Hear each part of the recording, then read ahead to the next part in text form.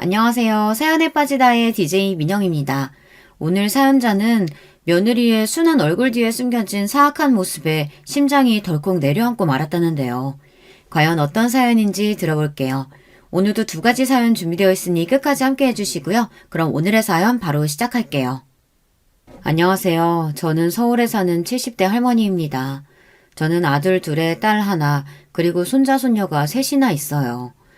어느새 세월이 이렇게 흘러서 저는 백발의 할머니가 되고 자식들은 모두 다 아줌마 아저씨가 됐는지 모르겠네요. 세월이 야속하기는 하지만 그래도 이 정도면 잘 살았다. 지금이라도 눈 감아도 억울하지는 않겠다 싶을 정도로 행복하게 살았어요. 남편이고 자식들이고 속 한 번 안 썩이고 행복하게 살았거든요. 그런데 이제 죽을 날이 많이 남지 않았다고 생각하니 한 가지 걱정되는 게 있더군요. 바로 저희 막내 아들이에요.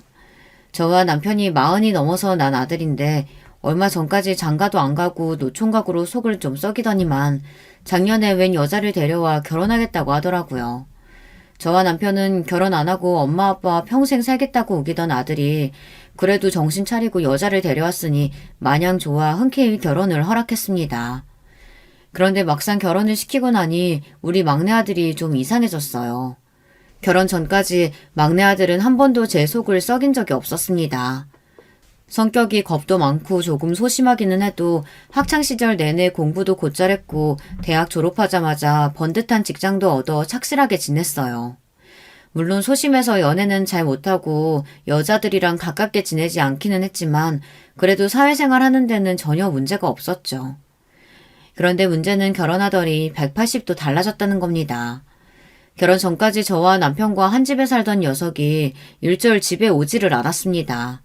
연락도 한 통 하지를 않고요. 처음엔 저와 남편 둘 다 얘가 무슨 일이 있나 걱정돼서 저와 남편이 먼저 연락을 했어요. 그런데 항상 통화할 때마다 별일 없다고 일이 좀 많아서 그런 거라고만 하더군요. 며느리도 항상 별일 없다고 잘 지낸다고만 하고요. 저와 남편은 늦게 낳은 아들인 만큼 괜히 우리가 너무 참견을 하나 싶어서 귀찮게 하지 않으려고 노력했습니다. 그래서 연락이 오지 않아도 잘 지내겠거니 하고 넘기려고 했어요. 그런데 명절날 오랜만에 막내 아들을 만났는데 살이 너무 빠졌더라고요. 원래는 통통하다 싶을 정도로 건장한 체격이었는데 몇 개월 사이에 반쪽이 됐더라고요. 저는 그런 아들이 너무 걱정돼서 무슨 일 있냐고 했습니다. 결혼해서 신혼이라 한참 좋아서 뭐든 안 먹어도 배부를 텐데 왜 이렇게 얼굴이 말랐어? 일이 많니? 저는 아들이 걱정돼서 물었습니다. 그런데 잠시 뒤 아들이 갑자기 정색을 하더니 저한테 짜증을 내더군요. 엄마는 소연이 앞에서 무슨 그런 소리를 해. 소연이가 밥도 잘해주고 잘 챙겨줘. 내가 일부러 살 빼려고 운동 좀 해서 그런 거야. 얘가 왜 갑자기 화를 내고 그래? 내가 언제 수연이한테 너 밥 안 챙기는 거 아니냐고 했니? 그냥 살이 좀 많이 빠졌길래 걱정돼서 그랬지. 제가 며느리에게 내 아들 안 챙긴 거 아니냐고 한 것도 아니고 단지 걱정돼서 이야기를 한 것뿐인데 아들은 갑자기 정색을 했습니다. 순간 저는 너무 당황했어요. 안 그러던 녀석이 갑자기 부모 앞에서 언성을 높이니 기가 막히더군요. 저도 할 말은 많았지만 애써 참았습니다. 이제 막 결혼한 아들 며느리 앞에서 싫은 소리를 했다가는 괜히 시집살이를 시키는 시어머니로 보일 수 있으니까요. 그래도 제가 버럭 소리를 지르고 났더니 아들 녀석도 민망했는지 머쓱하게 웃더군요. 내가 전에 배가 좀 많이 나왔었잖아. 소연이가 나 뱃살 빠지게 해준다고 영양제도 많이 챙겨주고 식단도 챙겨줘서 살이 좀 빠졌어. 내가 요즘 적게 먹어서 괜히 예민했나 봐. 짜증내서 죄송해요. 네 나이에 살 뺀다고 무리하면 큰일 나. 사람이 먹을 거 먹어가면서 다이어트도 해야지. 괜히 무리하지 말아라. 이 사람이 다른 땐 괜찮은데 배가 좀 나와서 걱정돼서 관리 좀 한 거예요. 근데 너무 많이 빠졌나 봐요. 앞으로는 어머니 걱정 안 하시게 제가 잘 챙길게요, 어머니. 그래, 한 살이라도 젊을 때 관리해야지. 그래도 우리 막내 며느리가 우리 아들 잘 챙겨줘서 너무 고맙네. 분위기가 어색해지니 나중에는 막내 며느리도 민망했는지 애써 말을 예쁘게 하더군요. 저는 결혼하고 연락도 안 하고 자주 안 오는 막내에게 서운해서 괜히 싫은 소리를 한 것 같아 애써 말을 돌렸습니다. 그런데 아들이 이상하게 구는 건 거기서 끝이 아니었어요. 막내 아들은 유난하게 자기 집에 오지 못하게 했습니다. 제가 아들 집에 간 게 결혼 전에 신혼집 계약할 때 가고 한 번도 가보지를 못했어요. 며느리들이 시어머니가 집에 오는 걸 싫어한다는 거야 저도 익히 들어서 잘 알고 있습니다. 제가 나이는 많아도 이미 큰아들 장가도 보내서 손주가 중학생이고 딸도 일찍이 시집을 보내서 손주가 초등학생이에요. 큰며느리가 경찰 공무원이라서 워낙 바빠서 제가 손주 어릴 때부터 큰아들네를 왔다 갔다 하며 애도 봐주고 집안일도 도와주고 했거든요. 물론 애 봐준다고 아무 때나 왔다 갔다 하면 며느리가 불편할까봐 용건 없이는 일절 가지도 않았습니다. 딸네 집에도 마찬가지예요. 사위도 사는 집이니 딸이 오라고 하지 않으면 절대 안 갔어요. 더군다나 저도 이제 나이가 들어 귀찮아서라도 자식들 집에 가고 싶지 않았습니다. 가봐야 애만 봐줘야 하고 며느리든 사위한테 좋은 대접 못 받은 거 뻔히 아는데 제가 뭐하러 힘들게 가겠어요. 그런데 그날은 저도 어쩔 수 없이 막내 아들 집에 갔습니다. 막내 아들이 아직 주소를 안 바꾼 게 있는지 카드 내역서랑 우편물이 자꾸 우리 집으로 날라오더라고요.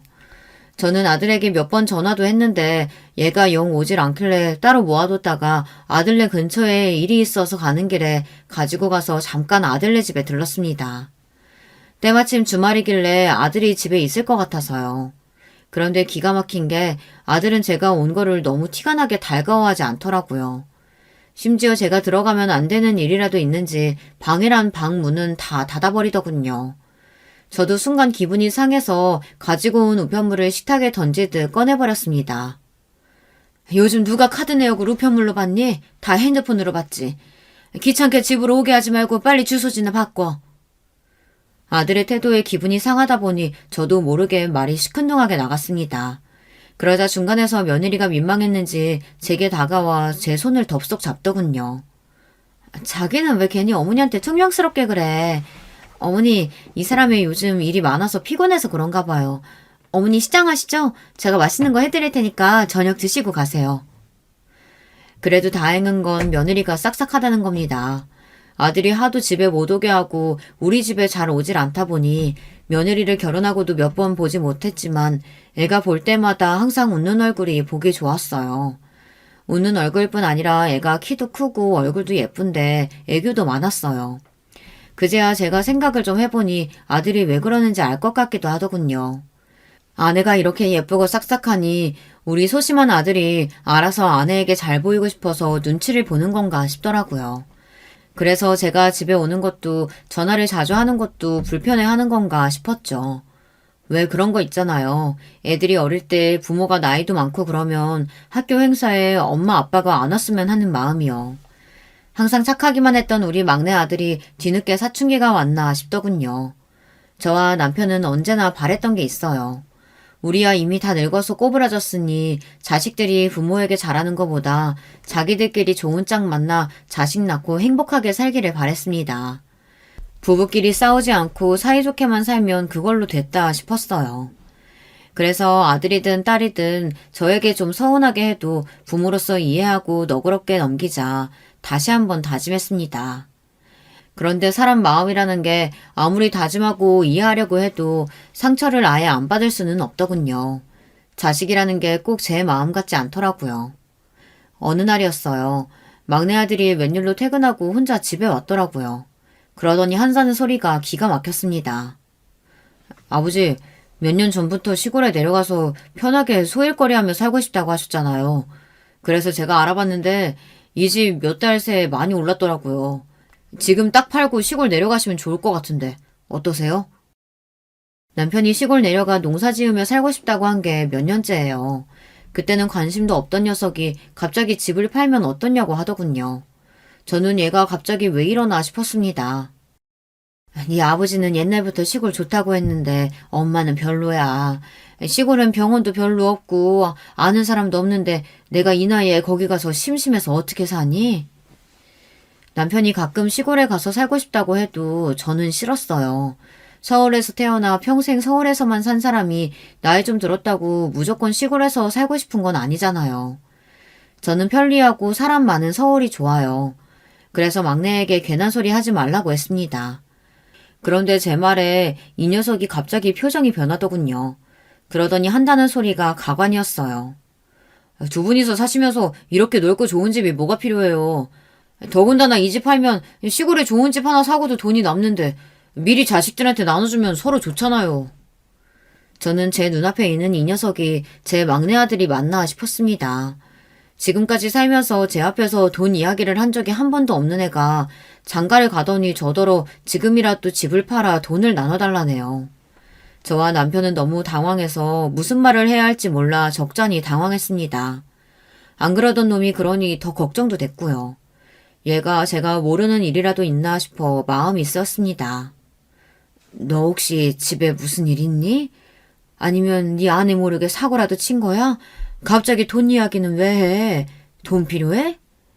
사고는 무슨. 엄마나 아빠는 연금 나오니까 평생 돈 걱정 안 하고 사시겠지만 자식들은 다들 결혼해서 애 키우고 힘들게 살잖아요. 도와줄 수 있을 때 미리 도와주면 좋으니까 하는 소리죠. 주변에 남의 집 자식들이 사업한다 뭐한다 하면서 부모한테 돈 달라고 한다는 소리는 익히 들어 알고는 있었지만 제 자식이 이럴 줄은 몰랐습니다. 저 소리가 대놓고 돈 좀 나눠달라는 소리랑 뭐가 다르겠어요. 저는 장가간 지 얼마 되지도 않은 아들놈이 저러니 더 서운하더군요. 나나 네 아버지나 아직 이 집 팔고 다른 데로 갈 생각은 추워도 없으니까 쓸데없는 소리 하지 말고 니네 집에나 가. 제 말이 아들에게 야박하게 들릴진 몰라도 저는 참지 않고 퍼부었습니다. 아들에게 무슨 사정이 있든 제가 부모지 호구는 아니잖아요. 저랑 남편이 나이가 들었어도 앞으로 무슨 일이 생길지 모르는데 벌써 가진 걸 자식들에게 다 내놓으면 자식들이 저나 남편을 챙기기나 하겠어요. 저는 절대 자식 누구에게도 먼저 재산을 나눠줄 생각이 없었습니다. 그날 저녁 남편은 잠을 못 자고 내내 뒤척였어요. 저녁에 온 아들에게 모질게 말해서 녀석이 속상한 거 아니냐고 걱정하더라고요. 남편은 그런 사람이에요. 옛날 사람 같지 않게 자식들이라면 간도 쓸개도 빼줄 사람이었죠. 저는 남편에게 우리도 이만하면 자식들에게 할 만큼 한 거라고 했습니다. 앞으로 우리는 늙을 일만 남았는데 얼마나 아플지 무슨 일이 있을지 알 수도 없는데 집이든 돈이든 손에 쥐고 있어야 한다고요. 지금도 다 시집 장가가서 자기들 가족 돌보느라 바쁘다고 연락도 안 하고 놀러 오지도 않은 놈들이 나중에 우리 늙고 아프다고 신경이나 쓰겠어? 그러니까 우리 둘 다 아프지 말고 서로 챙기면서 오래오래 살아야 돼. 남편은 제 말에 웃었습니다. 그러면서 제 말이 다 맞다고 건강하게 오래오래 살자고 했어요. 그런데 막내 며느리는 겪으면 겪을수록 조금 달랐어요. 늦게까지 결혼 생각이 없었던 막내 아들이 갑자기 결혼하겠다고 하길래 마냥 좋아서 바로 허락하기는 했지만 친정에 문제가 좀 있는 것 같았습니다. 사실 이제와 말이지만 상견례도 제대로 하지 않았어요. 막내 며느리는 형제도 없이 외동이었어요. 친정아버지와 어머니가 일찍이 이혼하셔서 아버지와는 아예 인연을 끊고 산다고 하더라고요. 더군다나 안사돈께서 몸이 좀 좋지 않아서 수술한 지 얼마 되지 않아 상견례를 하기는 어려울 것 같다고 하더라고요. 무슨 수술을 하셨냐고 물어도 며느리는 그냥 별거 아니라는 식으로 이야기했습니다. 그러면서 결혼식 날은 꼭 참석할 수 있으니 걱정하지 말라고 했습니다. 아무리 몸이 좋지 않아도 그렇지 안사돈은 막내 결혼식에 관심이 없어도 너무 없었어요. 결혼식 직전까지 저에게 연락도 한 번 하지를 않았습니다. 제가 막내에게 안사돈 연락처를 받아 따로 연락을 드리기도 했는데 안사돈은 연락을 받지 않았고 연락을 다시 하지도 않았죠. 며느리에게 물으면 엄마가 몸이 좋지 않아 그렇다고 이해해 달라고 하더라고요. 원래 저 어릴 때부터 몸이 많이 안 좋으셔서 수술도 여러 번 받으셨어요. 아직 일상생활 하기는 좀 힘드셔서 결혼 준비는 제가 알아서 하면 될 것 같아요. 처음엔 저도 뭔가 좀 이상하다 싶었는데 막내 아들이 직접 한번 뵙고 왔는데 아직 회복이 덜 돼서 힘들어하신다고 그러더라고요. 아버지도 없이 혼자 아픈 어머니 모시고 사느라 많이 고생한 것 같아. 결혼하면 내가 정말 행복하게 해줄 거야. 막내 아들은 며느리에게 빠져도 단단히 빠졌습니다. 아픈 장모가 뭐가 그렇게 좋다고 자기가 다 책임지고 아내에게도 잘할 거라고 제 앞에서 신나서는 선전포고를 하더라고요. 얼씨구, 엄마 뒤상포진 걸려서 아파 죽겠다고 했을 때도 회사 일 바쁘다고 신경도 안 쓰더니만 장모님 아프다고 걱정하는 것 좀 봐. 저는 괜히 말은 퉁명스럽게 했지만 아들이 대견했어요.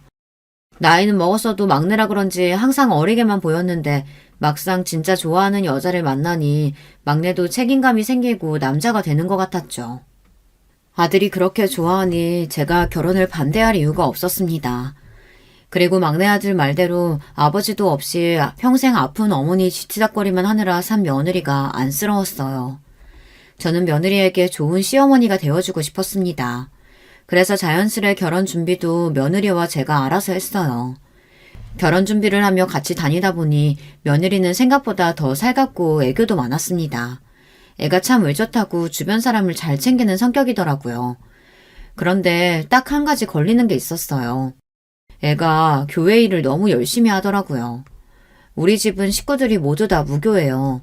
그런데 막내 며느리는 어머니와 교회에 다닌다고 하더라고요. 물론 어려서부터 의지할 곳이 마땅치 않았으니 종교회라도 의지했던 마음은 이해하지만 그 정도가 좀 지나친 것 같았습니다. 막내 며느리는 일요일뿐만이 아니라 시간이 나면 항상 교회에 갔어요. 저와 드레스를 보다가도 갑자기 교회에 일이 생겼다고 가더라고요. 그리고 한 번은 저에게 같이 가자고 권하기도 했어요. 제가 열심히 기도한 덕분인지 민우 씨도 만나고 어머니처럼 좋은 시어머니도 만났잖아요. 그래서 그런데 어머님도 저랑 같이 가보실래요? 제가 어머님 좋다고 하도 말하고 다녀서 교회 분들이 다들 궁금해 하시거든요. 아니야. 나는 사람 많은 데는 영 불편하더라. 결혼식 날 다들 오실 테니까 그때 보면 되지. 저는 좋게 거절하기는 했지만 마음이 쓰였어요. 교회에 다니면서 사람들과 어울리는 건 좋지만 며느리가 너무 교회 활동에 열심히인 것 같아서요. 그런데 역시나 제가 우려하던 대로 결혼하고 나서도 막내 며느리의 열정적인 교회 활동이 문제가 되기는 했죠. 막내 며느리는 어떤 집안 행사보다도 항상 종교 활동이 먼저였습니다. 한 번은 그런 적이 있어요. 제 생일날이었는데 저희 식구가 대식구다 보니 생일에 다 같이 모여 밥 한 번 먹으려면 약속 잡기가 쉽지 않았어요. 그런데 날짜를 잡을 때마다 막내 며느리가 자꾸 교회 이야기를 하며 교회에 일이 있어서 그날은 안 된다고 하더라고요. 일요일은 그렇다 치지만 토요일도 금요일도 심지어 평일까지도 못놈의 교회가 일이 많더라고요. 동서, 교회 일에 진심인 건 알겠는데 아무리 그래도 어머님 생신 있는 주에 하루도 시간이 안 된다고 하면 어떡해. 그냥 동서가 하루 교회 빠지고 참석해. 큰며느리는 워낙 성격이 시원시원해요. 말을 돌려서 하는 성격이 아니었죠. 제가 워낙 중요한 업무를 많이 맡고 있어서 빠질 수가 없어서 그래요. 좀 이해 좀 해주세요. 막내 며느리도 지지 않았습니다. 본인도 절대 빠질 수 없어서 그런 거니 이해하라네요. 순하고 싹싹한 막내 며느리가 고집을 피울 때는 딱 종교 이야기를 할 때뿐이에요. 그럴 때는 웬만해서 지지 않았죠. 그런데 그 이후로도 며느리 둘이 은근 신경전을 하더라고요. 큰며느리가 워낙 일이 바쁘다 보니 집안일에 신경을 잘 못 썼어요. 그래서 손주도 제가 자주 봐주기도 하고요. 그런데 막내 며느리가 큰며느리를 만날 때마다 자꾸만 신경에 거슬리는 소리를 했습니다. 형님은 여자가 위험하게 왜 경찰이 됐어요? 무서운 범죄자들이 보복할까봐 무섭지도 않으세요? 난 그런 쓰레기 같은 인간들 하나도 안 무서워. 그런 쓰레기 같은 범죄자들 내가 놓칠까봐 그게 더 무섭지. 형님 혼자 노력한다고 이 세상이 바뀌겠어요? 그럴 시간에 우리 하나님 앞에 나가서 육성으로 기도하는 게 훨씬 더 값진 일이지.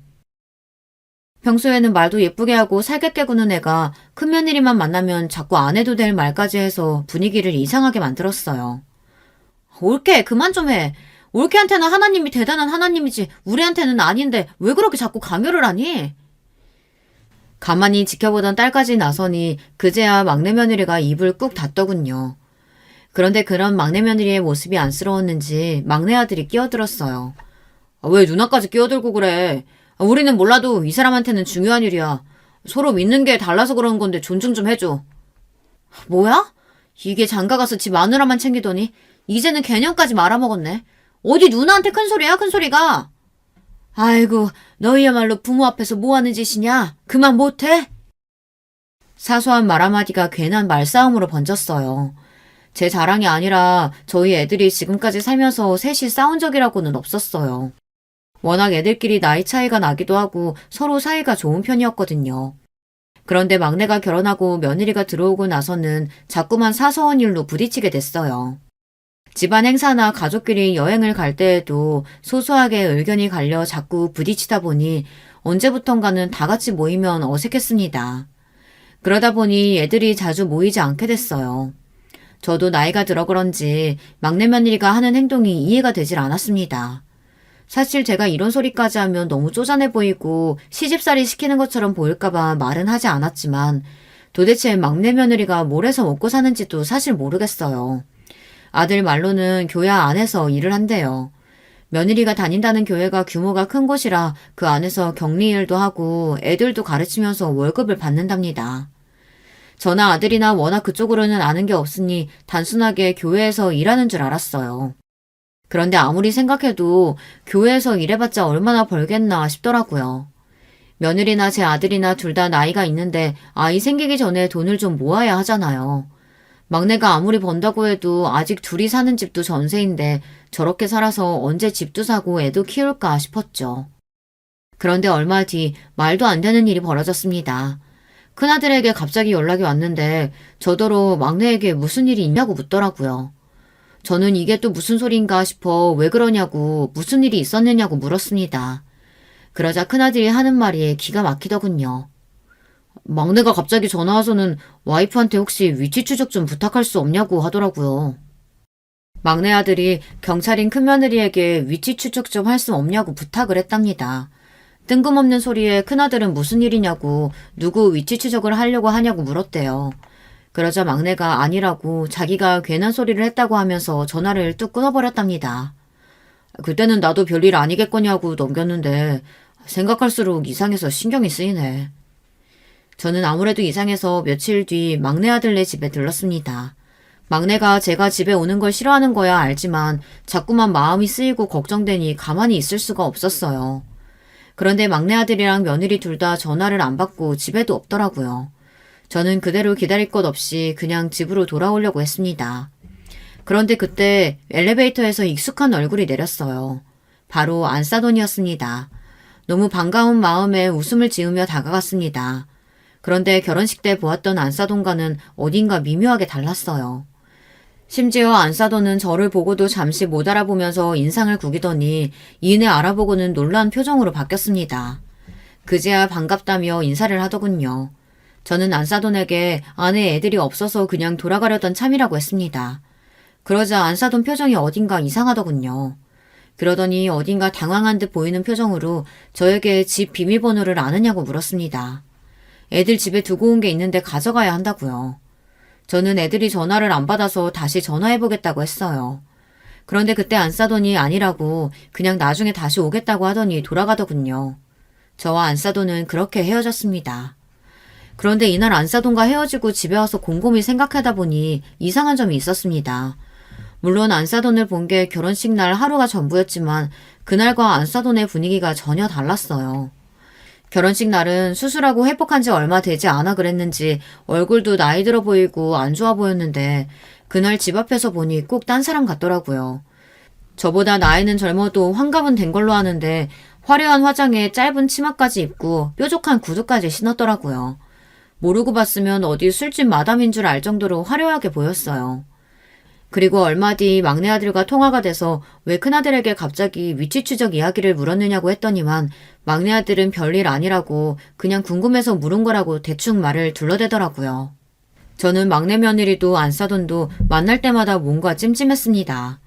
이야기를 나누면 참 인상도 좋고 밝은데 만나고 돌아오면 뭔가 기분이 개운하지 않았거든요.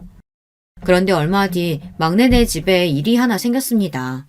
어느 날 막내 아들이 술에 잔뜩 취해 집에 찾아왔어요. 원래도 술을 잘 먹는 애가 아닌데 도대체 무슨 일인가 싶었죠. 그런데 만취해서 온 아들은 거실 바닥에 대자로 눕더니 신세 한탄을 하기 시작했습니다. 막 소리를 지르더니 갑자기 혼자 펑펑 울었어요. 저는 도대체 애가 왜 이러나 싶어 흔들어 깨웠습니다.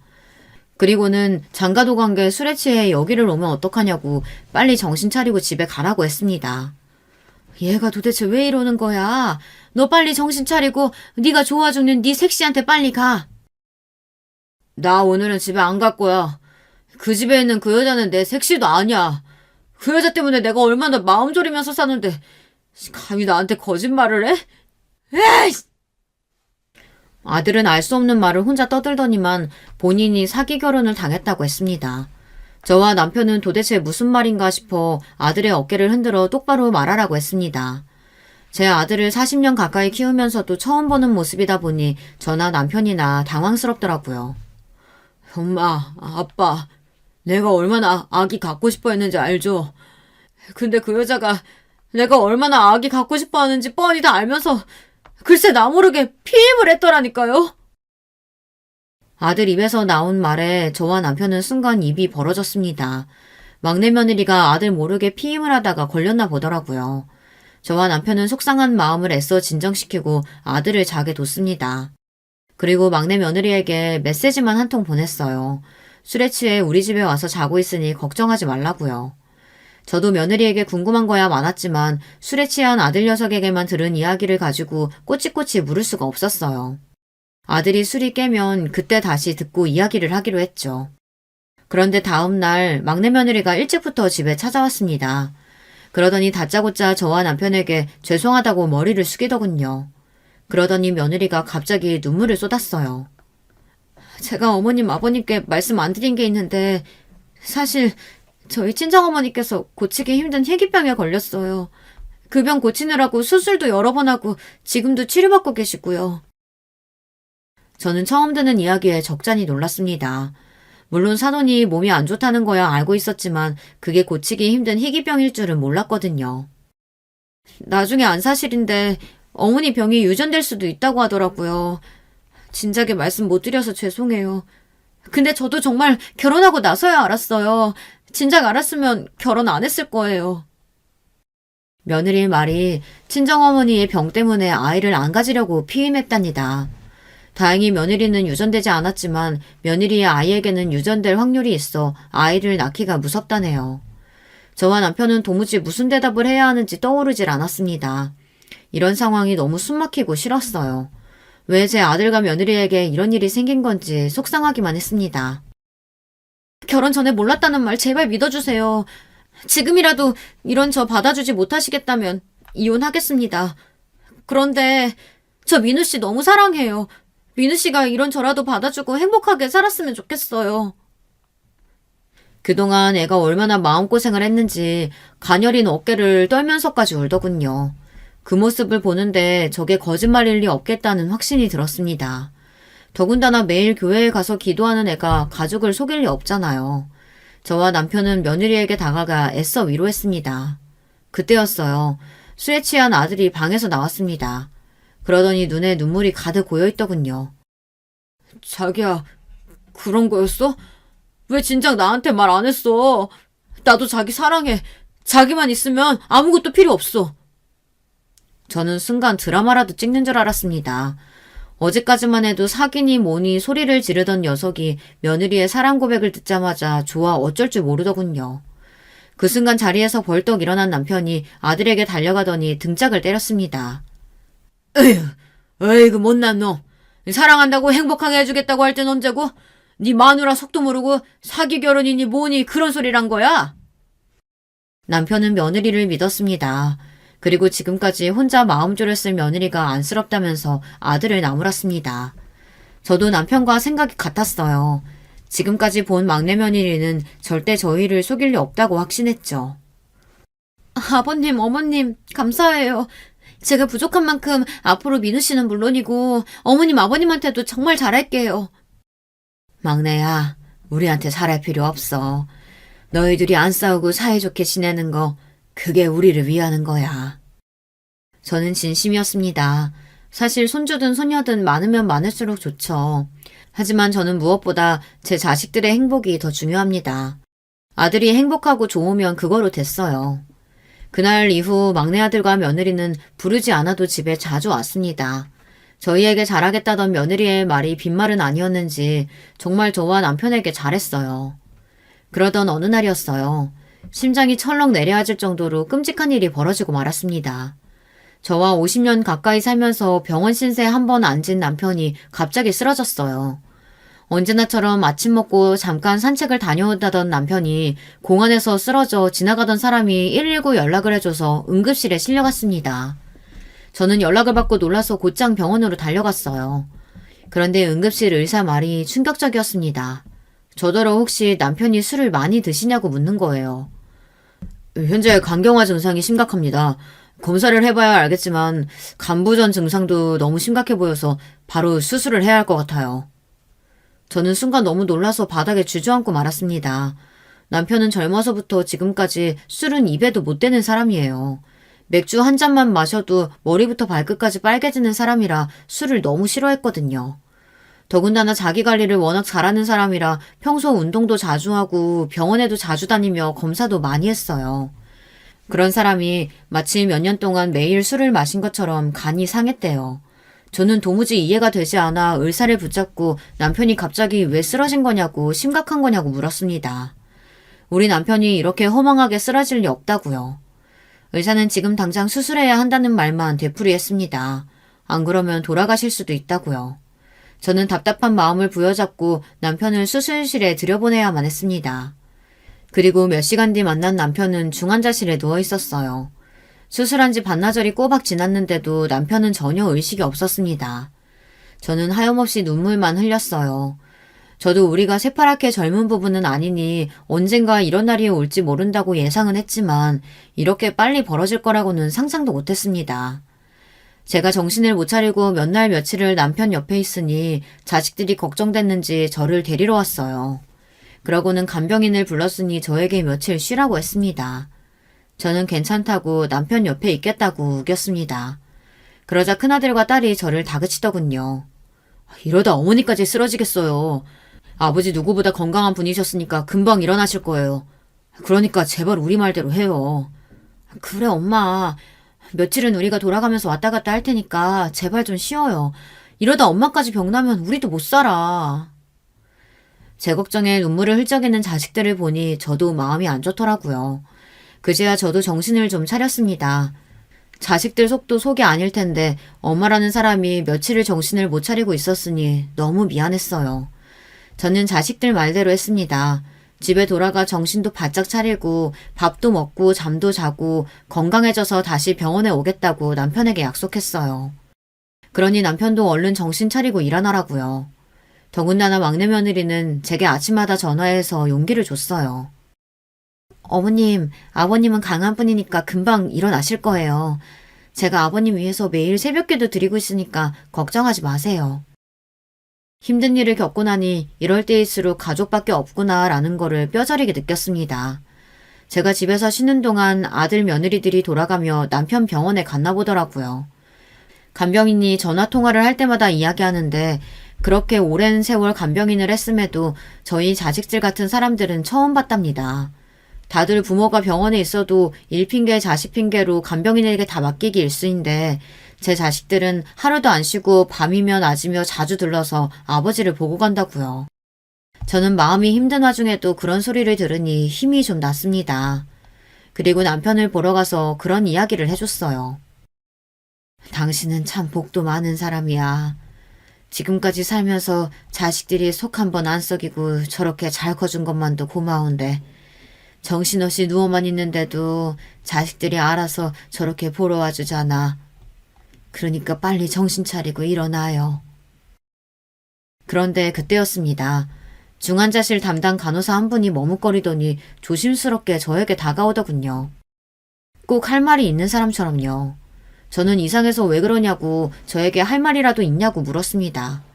그러자 간호사가 쭈뼛거리더니 주변을 살피더군요. 그러더니 저에게 잠시 이야기를 나눌 수 있냐고 조심스럽게 물었습니다. 저는 아무래도 분위기가 심상치 않아 알겠다고 나가서 이야기하자고 하고는 간호사와 중환자실 밖으로 나왔습니다. 그러자 간호사가 대뜸 하는 말이 충격적이었어요. 보호자님, 제가 이런 말 하는 거 사실 너무 주제 넘은 거 아는데요. 아무래도 제가 너무 걱정돼서 말씀을 안 드릴 수가 없네요. 며느리분이 통화하는 걸 제가 우연히 들었는데 아무래도 이상해서 제가 가만히 있을 수가 있어야죠. 보호자님, 며느리분 꼭 조심하세요. 저는 간호사가 도대체 무슨 소리를 하는 건가 싶었습니다. 저는 이해가 안 돼서 도대체 무슨 통화 내용을 들었길래 그러느냐고 했습니다. 그러자 간호사 말이 저에게 혹시 남편이 먹던 약이 있지 않느냐고 물었어요. 며느리분이 중환자실 앞에서 다짜고짜 전화에다 대고 소리를 질렀어요. 그러니까 그 약은 안 된다고 하지 않았냐고, 이러다 죽으면 어쩌려고 그러냐고 막 화를 내더라고요. 제가 보기엔 분명히 환자분이 드시던 약에 관한 이야기를 하는 것 같았는데. 저는 순간 온몸에 소름이 쫙 돋았습니다. 사실 얼마 전에 며느리가 남편에게 가져다 준 약이 있어요. 남편이 얼마 전 건강검진에서 혈압이 좀 높게 나오고 가벼운 위험 증상이 있었거든요. 소화도 가끔 안 된다고 불편해했고요. 병원에서는 약을 먹을 정도는 아니라고 해서 별로 걱정 안 하고 있었는데 며느리 말이 병은 시작됐을 때 바로 고쳐야 큰 병이 안 된다고 왜 진작 자기한테 말을 안 했느냐고 하더라고요. 그러면서 막내 며느리가 하는 말이 아는 분이 이 약을 먹고 혈압도 금방 떨어지고 소화 기능도 좋아졌다고 큰 소리를 치며 웬 약을 가지고 왔더라고요. 저희 어머니가 희귀병으로 고생하시다 보니까 제가 주변에 아는 제약회사 직원들이 많아요. 신약 나오면 바로바로 먹어봐야 하니까요. 그래서 알게 된 건데 이 약이 정말 비싸고 좋은 거라 원래 따로 안 파는데 제가 아버님 걱정돼서 특별히 구해온 거예요. 믿을 만한 제약회사에 다니는 사람한테 따로 산 거라고 절대 주변에 소문내면 안 된다고 신신당부를 하더라고요. 제약회사 직원들이 따로 돈을 벌 목적으로 친한 사람들한테만 파는 거라고요. 저는 아무래도 불법적인 것 같아 조금 불안해서 그런 걸 왜 가지고 왔냐고 다시 갖다 주라고 했어요. 그러자 며느리는 자기가 시아버지를 위해서 이 정도도 못하겠냐고 정말 좋은 약이라 어렵게 구한 거라고 했습니다. 제발 한 번만 드셔보시라고요. 저 친정엄마 아픈 거 보면서 정말 많이 힘들었어요.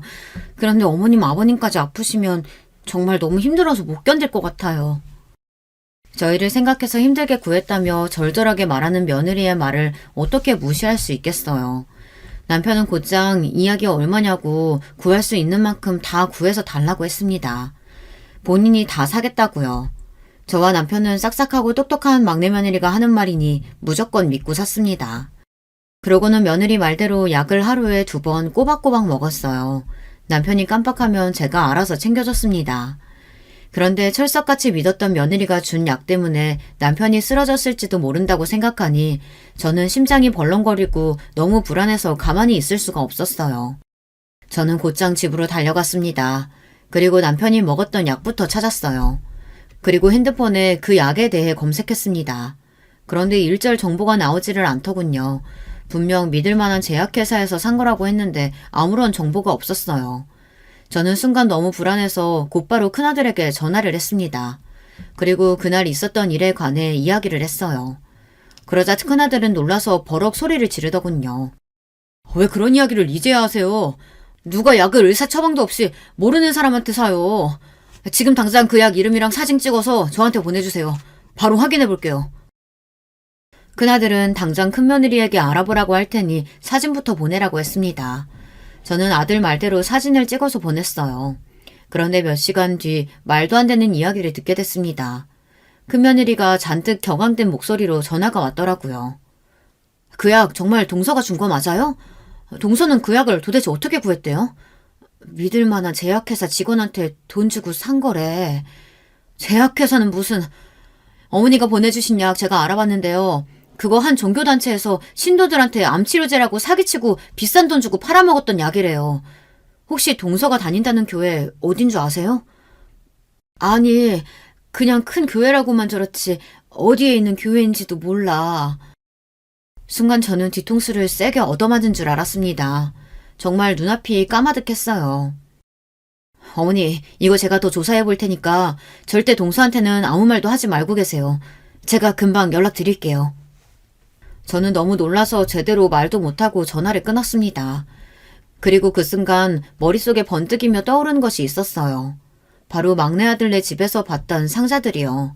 막내 아들이 하도 집에 못 오게 해서 정확하게 보지는 못했지만 아들이 방문을 닫을 때마다 살짝 보인 게 있었어요. 방 안에 웬 박스가 산처럼 쌓여 있었습니다. 이제 생각해보니 그게 분명 약 박스였을 거예요. 큰며느리가 말한 사이비 종교단체라는 게 아무래도 막내 며느리가 다닌다는 그 교회인 것 같았어요. 저는 제 머리를 세게 쥐어박았습니다. 바보처럼 확인도 안 된 약을 매일같이 남편에게 챙겨줬으니까요. 저는 그날 이후 하루하루가 지옥 같았습니다. 큰아들과 며느리가 아무에게도 말하지 말라고 해서 할 수 없이 가만히 기다리고 있었지만 시간이 갈수록 속이 바짝바짝 타들어갔어요. 그런데 결국은 터질 게 터지고야 말았습니다. 큰며느리가 당장 막내네 집으로 오라고 연락이 왔더군요. 저는 불안한 마음을 부여잡고 막내네 집으로 갔습니다. 그런데 이미 상황은 걷잡을 수 없이 벌어져 있었어요. 막내네 집엔 며느리뿐만이 아니라 안사돈까지 와 있었습니다. 형님, 어떻게 저한테 이럴 수가 있어요? 지금 가족인 저를 체포하겠다는 거예요? 제가 뭘 잘못했다고 이래요? 그 순간 큰며느리는 크게 한숨을 쉬더니 함께 온 동료 경찰들에게 수갑을 건넸습니다. 그러자 앞에 있던 동료 경찰이 막내 며느리에게 수갑을 채우며 미란다 원칙을 고지했어요. 그 순간 막내 아들네 집에 있었던 막내 아들과 저는 너무 놀라 말문이 탁 하고 막혔습니다. 형수님 아니에요. 이 사람은 그 종교단체랑 아무 상관도 없어요. 장모님께서 아프셔서 약값이랑 병원비 좀 보려고 그런 거지 절대 사기치려고 작정하고 그런 거 아니에요. 이제 보니 막내 아들은 며느리가 약을 팔고 다닌 걸 알고 있었나 보더라고요. 그런데 그 순간 더 충격적인 이야기를 듣고 말았습니다. 서방님, 저기 저 여자 서방님 장모 아니에요. 동서 엄마도 아니고요. 정가 6범의 사기 용의자예요. 알고 보니 지금까지 사돈으로 알고 있었던 여자는 며느리의 엄마가 아니었어요. 사이비 종교인지 뭔지 아는 그 단체 간부라네요. 비슷한 사기 혐의로 벌써 전과 6범이랍니다. 아, 그러게 약 말고 집 팔아서 돈이나 챙기자니까. 멍청한 년. 당신이 뭐라고 그랬어? 그 약 비타민 같은 거라고 절대 죽지는 않는다고 했잖아. 그 와중에 정신 나간 년들이 둘이 싸우고 있더라고요. 서로 잘못해서 걸렸다고요. 말도 안 돼. 나한테 어떻게 이런 일이...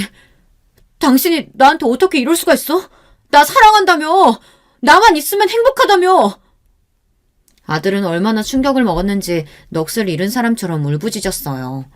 그런데 거기서 끝이 아니었습니다. 서방님, 동서, 아니, 저 여자 상습범이에요. 서방님이랑 결혼한 것도 처음 아니더라니까요. 그 순간 막내 아들은 놀라서 눈이 동그래졌습니다. 저도 마찬가지고요. 저는 이게 도대체 무슨 일인가 싶어 하늘이 핑 도는 것 같았습니다. 저와 다른 가족들은 상황이 정리되자마자 큰며느리를 따라 경찰서에 가서 사건에 관해서 이야기를 들었습니다. 제 듣기로 똑똑히 듣는데도 이게 정말 현실이 맞나 싶어 정신을 못 차리겠더군요. 알고 보니 막내 며느리는 얼마 전 크게 보도됐던 사이비 종교의 신도였어요. 제 막내 아들도 전혀 몰랐는데 알고 보니 막내 며느리는 고아로 자라 어릴 때부터 신도 생활을 했다네요. 막내 며느리 그 영악한 년이 종교단체에서 가장 중요한 영업을 담당했었는데 예쁜 외모로 순진하고 착한 남자들을 작정하고 꼬시고 다녔답니다. 남자들에게 접근하는 방법이 항상 비슷했어요. 본인 가족 중 누군가 희귀한 병에 걸렸다고 거짓말을 하며 비싼 주사와 약을 먹어야 하는데 그 약이랑 주사를 싸게 구하려면 그 약을 만드는 제약회사 약을 주변에 홍보하고 팔아야 한다고 했답니다. 제 아들에게도 똑같이 접근해 어머니가 희귀한 병에 걸려 치료를 받아야 하는데 제약회사에서 나오는 약을 좀 팔아주면 어머니를 위한 치료약을 싸게 구해주겠다고 했답니다. 저는 다시 들어도 도대체 그런 말에 속는 사람이 있나 싶은데 멍청한 제 막내 아들이 그런 말도 안 되는 말에 홀딱 속아 넘어갔다네요. 말해 뭐 하겠어요. 저도 속았는걸요. 더군다나 더 기가 막히는 건 막내 며느리는 제 아들과의 결혼이 초혼이 아니더라고요. 막내 아들을 만나기 전에 같은 수법으로 결혼을 한 번 더 했었고 동거는 무수히 많이도 했답니다. 약을 팔기 위해서요. 이 멍청한 놈아. 어떻게 저런 년한테 속아 넘어가? 저는 이 상황이 너무 끔찍하고 힘들어서 애꿎은 막내 아들을 붙잡고 원망했습니다. 매일 울면서 아픈 엄마 살리고 싶어서 하는 일이라고 하는데 그걸 어떻게 안 믿어? 막내 아들이야말로 하늘이 무너지는 기분일 텐데 저도 이 상황이 너무 속상해서 저마저 아들에게 퍼붓고 말았어요. 아들도 땅을 치며 울부짖었습니다. 특히나 더 화가 났던 건 그 약에 부작용이 있다는 사실을 뻔히 알고도 시아버지인 남편에게까지 그 약을 먹게 한 부분이에요. 아무리 사기꾼이라도 1년 가까이 부부로 살고 가족으로 산 사람들에게 그런 짓까지 할 수 있다는 게 믿을 수가 없었거든요. 막내 며느리가 구속되고도 우리 가족은 쉽사리 충격에서 벗어나지 못했어요.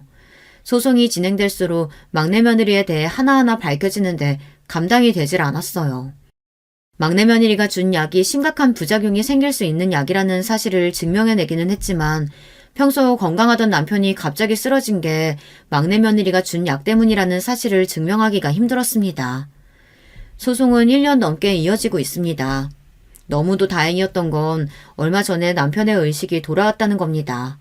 아직 열이 좀 있고 혈압이 떨어지지 않아서 병원에 조금 더 있기는 해야겠지만 그래도 일반 병실로 곧 옮길 수 있을 것 같아요. 물론 아직 막내 며느리 일은 남편에게 말하지 못했습니다. 앞으로도 남편에게 이 사실을 솔직하게 말할 수 있을지 모르겠어요. 막내 며느리가 작정하고 우리를 속였다는 사실을 알게 되면 남편이 충격을 받고 다시 쓰러지기라도 할까 봐서요. 우선 지금은 남편의 건강이 회복되기만을 바라기로 했습니다. 제 바람은 오로지 그것뿐이니까요. 그런데 얼마 전 막내 며느리 변호사에게 연락이 왔습니다. 남편 의식이 돌아왔으니 합의해 달라고요. 저는 다시 한번 가슴에 깊은 상처를 받았습니다. 아무리 생각해봐도 도대체 저더러 뭘 합의하라는 건지 모르겠어요. 도대체 지금 무슨 소리를 하는 거예요? 내 아들 인생 망치고 내 남편까지 죽이려고 한 년이랑 나더러 지금 합의를 하라는 거예요? 다시는 나한테 전화하지 마세요. 큰며느리의 말이 막내 며느리 년이 사기에 가담한 것은 사실이지만 위법 행위를 한 것은 허가되지 않은 약을 불법으로 판매한 것 정도뿐이라 그 약이 부작용이 있는 줄 몰랐다고 잡아떼면 형량이 얼마 되지 않을 수도 있답니다. 대신 막내 아들을 상대로 작정하고 접근해 사기 결혼한 것에 대해서 소송하면 혼인 무효 소송을 할 수도 있고 위자료도 받을 수 있답니다. 저는 아직도 어떻게 해야 할지 잘 모르겠어요. 저는 너무 정신이 없어요. 남편이 깨어나긴 했지만 아직 병원에 있고 제 막내 아들은 아직도 충격에서 벗어나지 못하고 직장까지 그만뒀습니다. 그나마 남편이 의식을 찾고 나서는 아들도 마음의 짐을 조금이나마 벗었는지 전보다는 얼굴이 나아졌지만 그 속이 어디 멀쩡하겠어요. 그 여우 같은 년에게 위자료나 몇 푼 받는다고 해서 이 억울한 마음이 나아질 것 같지 않습니다. 제가 정신없는 와중에 이렇게 사연까지 보내게 된 건 여러분에게 조언을 구하기 위해서입니다. 저는 어떻게 하면 좋을까요? 어떻게 하면 그 악마 같은 연에게 속 시원히 복수할 수 있을까요? 여러분께서 좋은 의견이 있으시다면 이 늙은이 좀 도와주세요. 댓글 달아주시면 확인하고 참고하도록 하겠습니다. 기나긴 저의 이야기 끝까지 들어주셔서 감사합니다. 여러분에게는 절대 저 같은 억울한 일은 생기지 않으시길 바라겠습니다. 여러분, 두 번째 사연 시작하기 전에 좋아요, 구독 꼭 눌러주실 거죠? 그럼 두 번째 사연 바로 시작합니다. 안녕하세요. 저는 서울에서 학원 강사로 일하는 40대 후반 여자입니다. 날씨가 많이 풀리면서 진짜 봄이 왔네요. 직업이 강사라서 봄이 되면 새로운 학기가 시작되어 저도 덩달아 설렙니다. 한 해를 마무리하는 겨울에는 학생들을 다음 학년으로 올려보내거나 혹은 고등학교를 졸업하고 대학에 입학시켜서 헛헛하거든요. 반면 봄에는 새로운 얼굴도 보이고 제가 특히 고등학생 전문이라 아직 애뜬 친구들을 보면 재밌습니다. 이렇게 봄이라는 날씨는 제게 특별한 의미가 있어요. 특히 작년 이맘때쯤에 제 인생에서 역대급 사건이 발생하기도 했거든요. 오늘 제보할 사연도 그때 일어난 일이랍니다. 저뿐만 아니라 우리 가족에게도 아주 큰 영향을 끼친 사연이라 차분하게 얘기해 보겠습니다. 일단 시댁에 관련된 얘기긴 해요. 강 선생님, 혹시 지금 시간 괜찮으세요? 수업 전에 저녁 같이 드실래요? 아, 네. 저도 저녁 먹으려고 했어요. 지금 남편하고는 제가 대학을 졸업하고 일하던 학원에서 만나게 됐습니다. 저는 국어 과목이었고 남편은 수학 과목 강사였어요. 처음엔 그냥 다정하고 친절한 동료라고 생각했을 뿐 딱히 관심은 없었습니다. 하지만 나중에 남편과 학생들 관련해서 얘기하다 서로 친해지게 됐어요. 알고 봤더니 나이도 동갑이고 출신 대학도 같더라고요. 공통점이 있고 또 무엇보다 서로 결이 맞았습니다. 학창시절에 공부밖에 모르던 사람이라는 게 참 마음에 들었어요. 그때는 아직 둘 다 20대라 저는 전혀 결혼 생각이 없었던 기억이 납니다. 그런데 남편과의 연애가 딱 3년이 지나고 정확히 5년째 되던 해에 남편이 저에게 결혼 얘기를 꺼냈어요. 저도 물론 남편을 사랑했지만 결혼은 전혀 자신이 없었습니다. 그것은 남편에 대한 문제는 아니었어요. 5년 동안 한결같이 다정하고 저밖에 모르던 사람이었거든요. 자기 일에 성실해서 제가 동료로서 배울 점도 많은 사람이었죠. 놓치고 싶지 않다는 생각도 당연히 했습니다. 하지만 제가 결혼 얘기에 망설였던 이유는 바로 제 친정 때문이었어요. 남편한테는 전혀 티를 내지 않았는데 사실 우리 친정이 매우 가난했거든요. 제가 애초에 좋은 명문대를 간 것도 저한텐 공부가 아니면 성공할 방법이 없었기 때문입니다. 전기도 끊겨받고 밥 먹을 돈이 없어 굶었던 날도 아주 많아요. 돈이 없어서 수학여행을 가지 못하기도 했습니다. 그렇다고 엄마를 원망하는 건 아니에요. 아빠랑 이혼하고 저를 혼자 키우려고 얼마나 고생했는지 잘 알거든요. 제가 아이 낳아보니 그때의 엄마는 최선을 다했다고 당당하게 말할 수 있습니다.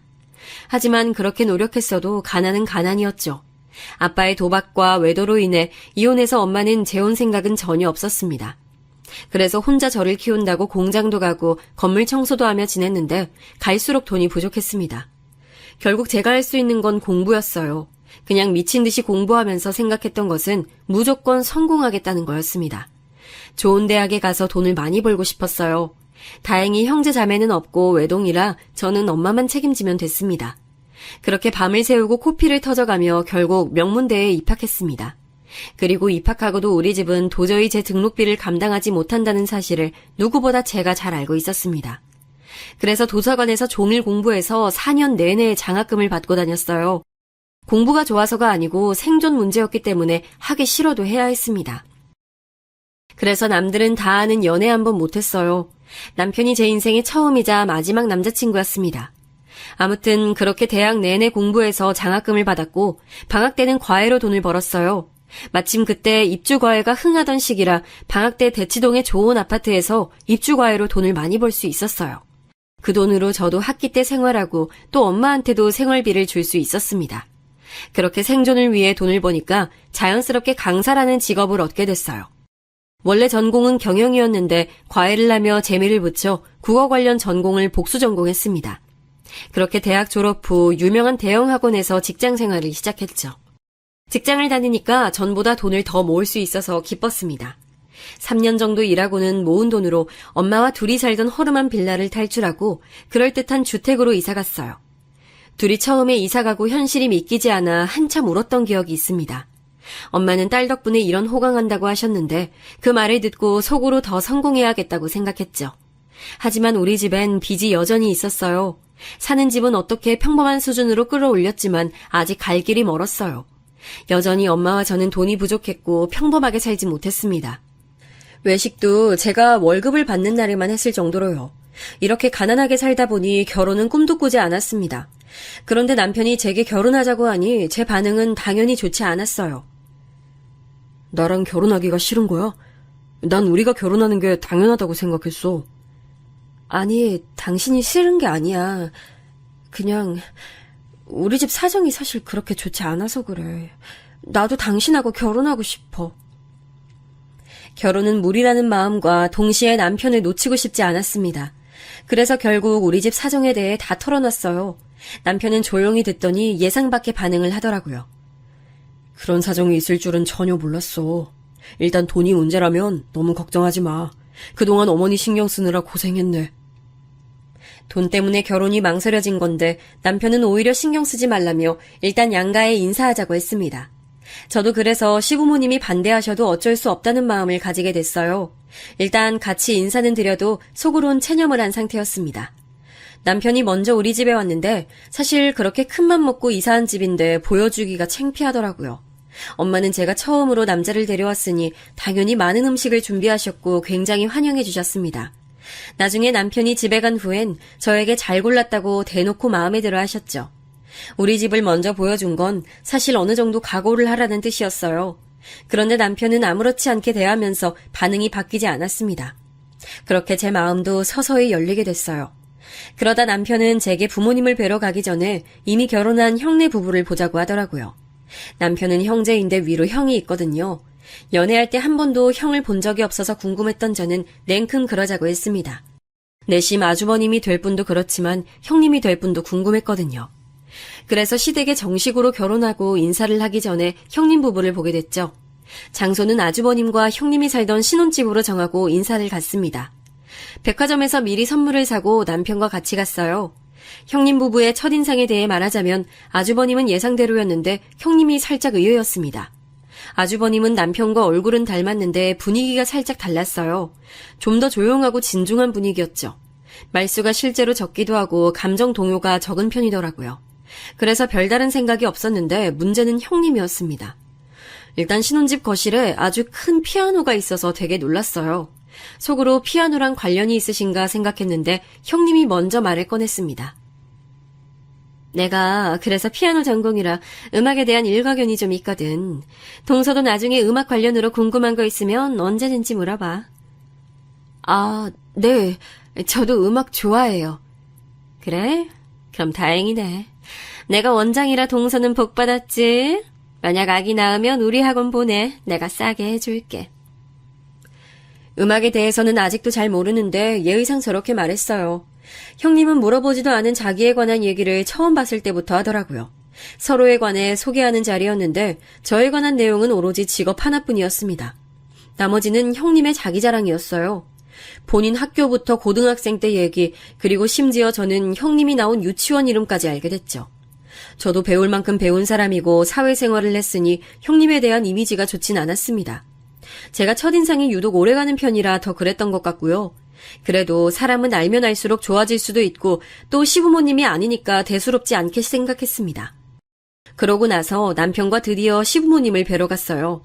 연애하면서 서로 집에 가본 적이 전혀 없어서 처음 가보는 거라 저는 긴장을 많이 했습니다. 그런데 남편이 저를 데리고 간 아파트는 강남에 있는 아주 고급 아파트였어요. 남편이 어느 정도 사는 집인 것은 저도 알고 있었지만 이 정도일 줄은 몰랐습니다. 게다가 시부모님이 두 분 다 직업이 교수였거든요. 제 맘을 안 건지 남편은 괜찮다고 연신 저를 토닥였습니다. 심호흡을 몇 번이나 하고 시댁에 들어가서 딱 시부모님을 봤는데 너무 긴장되어 제가 제대로 인사를 했는지도 모르겠더라고요. 아주 어색하게 앉아서 밥을 먹었는데 밥이 어디로 넘어가는지도 모르겠더라고요. 밥을 먹고 넓은 거실로 가서 마저 본격적으로 얘기를 나눴습니다. 그런데 아주 뜻밖의 일이 일어났어요. 김 교수를 알 줄은 전혀 몰랐네. 예비 며느리 입에서 내 친구 이름이 나오다니. 너무 존경하던 분이라 학부 때 제가 교수님 수업을 다 들었어요. 요즘도 종종 연락 주고받고 있습니다. 저야말로 되게 놀라워요. 바로 제가 학부 때 인간적으로 가장 좋아하던 교수님이 시아버지의 절친이었어요. 학교 얘기를 하다가 우연히 나온 얘기였는데 서로 놀랐습니다. 저도 아는 분 얘기가 나오니 경계를 조금 풀게 됐어요. 그 뒤로는 아주 즐겁게 얘기를 나눴습니다. 뜻밖의 인물로 연결이 되니 김 교수님과 그 자리에서 전화도 했어요. 그러면서 제가 4년 내내 장학금을 받았고 과에서 우수 졸업생으로 졸업했다는 소식도 알게 되자 시부모님 표정이 매우 좋으셨어요. 어느새 분위기가 결혼 허락을 받으러 간 자리였는데 결혼은 당연하게 하는 것으로 됐습니다. 그러면서 제 과거 얘기도 나왔는데 저는 가난이 부끄럽진 않았습니다. 힘들었던 것도 맞고 그래서 돈의 소중함도 알게 됐지만 덕분에 제가 이렇게 잘 살고 있으니까요. 덤덤하게 돈이 없어서 수학여행도 못 갔고 나중엔 급식비를 낼 돈도 없어서 굶었다고 말했습니다. 솔직하게 공부가 좋아서 한 게 아니고 장학금을 받지 못하면 대학에 다닐 수가 없어서 공부했다고 말씀드렸어요. 저도 모르게 입에서 하나도 저를 감출 말이 나오지 않았습니다. 만약 제가 다시 그때로 돌아간다면 조금 포장해서 말할 것 같아요. 다행히 시부모님은 그런 제 모습이 마음에 드셨나 봐요. 인사를 다녀오고 남편을 통해 들은 말로는 특히 시아버지가 결혼 추진을 빠르게 하고 계신다는 말이었습니다.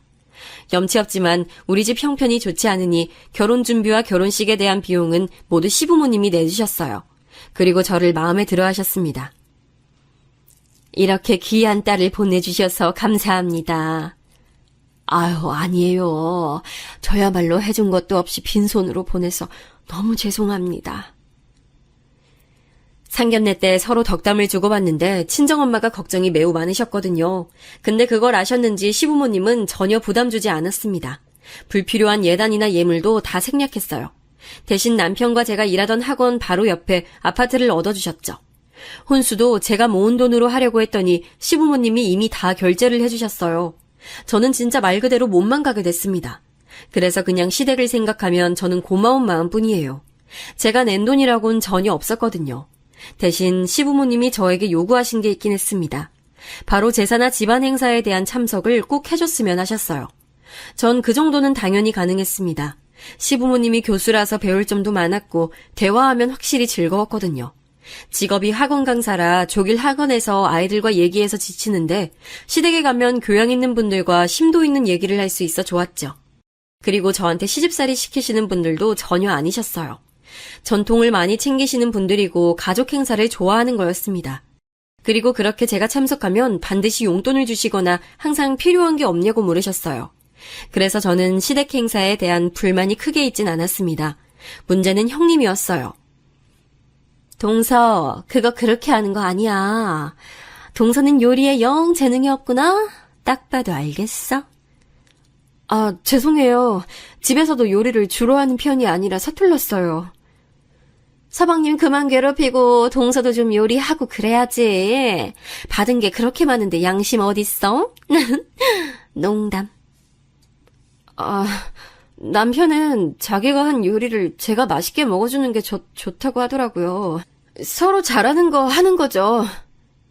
에이, 남자들 다 그렇게 말해도 속은 다르다. 그거 그대로 믿으면 어떡해. 남편이 주로 요리하면 청소와 빨래는 제가 담당했거든요. 애초에 서로 잘하는 게 달랐으니 그렇게 나눈 거였습니다. 시어머니도 저한테 잔소리 안 하시는데 형님이 시집살이를 시키더라고요. 물론 제가 요리에 영 재능이 없던 건 맞아요. 그래도 명절에 가서 태어나서 처음으로 전을 부치는데 옆에서 얼마나 핀잔을 주던지 너무 민망했습니다. 뭐라고 말을 못했던 이유는 형님은 또 요리를 꽤 하셨어요. 제가 먹어도 객관적으로 맛은 있더라고요. 그래서 처음에는 민망해하며 옆에서 어깨너머로 많이 배웠습니다. 저는 워낙 어릴 때는 거창한 요리를 집에서 먹은 적이 없었기 때문에 요리를 못했거든요. 가난해서 갈비찜 같은 것도 기대도 할 수 없었죠. 그냥 빵으로 끼니를 해결하곤 했거든요. 그래도 시어머니는 제게 요리를 못한다고 뭐라 하지 않으셨습니다. 시어머니는 차분하셨고 말수가 많지 않으신 분이셨어요. 오히려 시아버지가 말씀은 더 많으실 정도로요. 그렇다고 아예 차갑거나 냉소적인 분은 아니셨고 아들보다 며느리들을 더 챙기셨습니다. 명절에 다 같이 모여서 밥을 먹어도 꼭 며느리들에게 갈비찜이나 맛있는 음식을 앞에 놔주셨죠. 비싼 과일이 집에 들어오면 저와 형님을 불러 챙겨주셨어요. 명절 당일에도 아침을 먹고 나면 바로 친정에 가라고 등을 떠미셨습니다. 저야 너무 좋았는데 유독 시집살이를 일부러라도 안 하시려는 게 보여서 의아한 마음도 있었어요. 그러다 나중에 남편이 해준 말을 들어보니 충분히 이해됐습니다. 바로 시어머니가 시집살이를 많이 당하셨더라고요. 시대가 아무리 달라도 시집살이는 시집살이잖아요. 시어머니는 당신의 시어머니한테 하도 당해서 절대 며느리들에게 그러지 않아야겠다고 생각하셨대요. 그런 사정을 듣고 나니까 시어머니에게 더 고마운 마음이 들었습니다. 형님도 시어머니와 사이는 나쁘지 않았어요. 다만 제 생각인데 제가 들어오니까 시어머니의 사랑을 온전히 받지 못하니 질투하는 느낌이었습니다. 워낙 며느리한테 잘해주시던 분이니 제가 새로 왔다고 많이 챙겨주셨거든요. 동서, 어머니가 용돈 챙겨주셨지? 얼마 주셨어? 비교해보자. 에이, 같은 비용일 거예요. 비교하면 어머니가 기쁘지 않으실 것 같아요. 그냥 비교하자는 건데 왜 이렇게 예민해? 동서한테 무슨 말을 못하겠어? 형님은 같은 말을 해도 더 밉게 하는 재주가 있었어요. 제가 가르치는 과목이 국어잖아요. 일부러 저런 말을 골라 하기도 쉽지 않은데 대단한 사람이었습니다. 시댁에 행사가 많다 보니 형님을 볼 일도 많았는데 만날 때마다 저러니 저도 상당히 스트레스를 받았어요. 그래서 꾹 참다 이건 아닌 것 같아 말하려고 했을 때였습니다. 제 인생에서 상상하기 싫은 일이 일어났어요. 그때는 신혼이었고 결혼하고 얼마 되지 않았을 때였습니다. 엄마가 갑자기 쓰러져서 병원에 입원하시게 됐어요. 응급실이라는 소리를 듣고 처음으로 학원 강의도 빠지고 가게 됐더니 암이라는 소리를 듣게 됐죠. 저를 키우느라 고생을 많이 하셨고 또 원래 몸이 좋지 않던 분이라 건강검진을 매년 했었는데 그때는 분명 발견하지 못했거든요. 다행히 말기는 아니었고 초기여서 충분히 항암 치료를 하면 나을 수 있다고 말을 들었어도 괴로웠습니다. 세상이 무너지는 것 같았고 멸망하는 기분이 들었어요.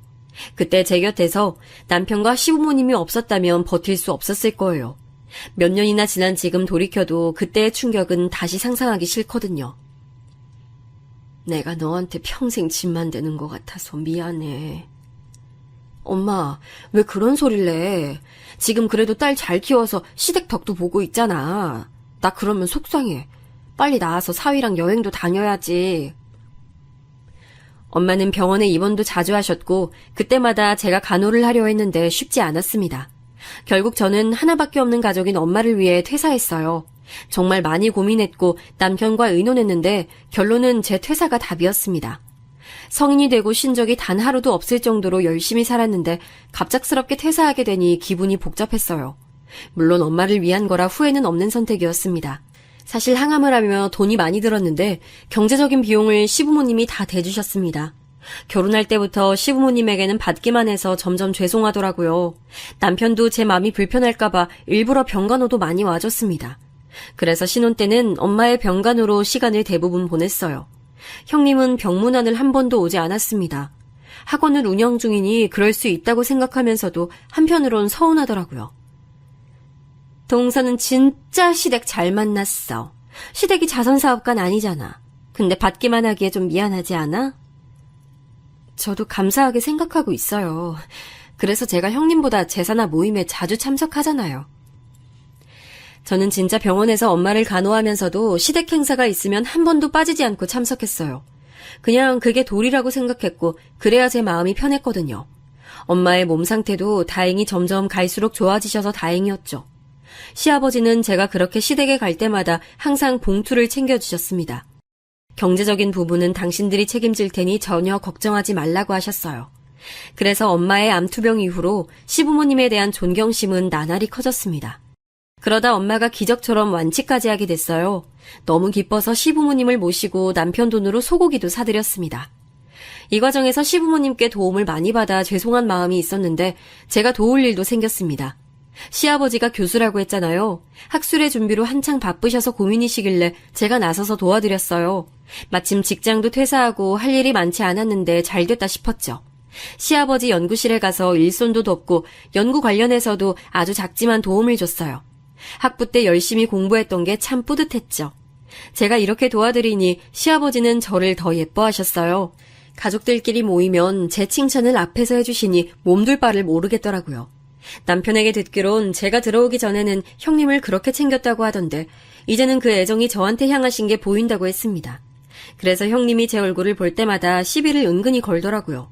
원래도 허영심이 많고 질투가 많은 사람인 건 알았지만 제가 시부모님의 걱정과 사랑을 받으니 보기 싫었을 거예요.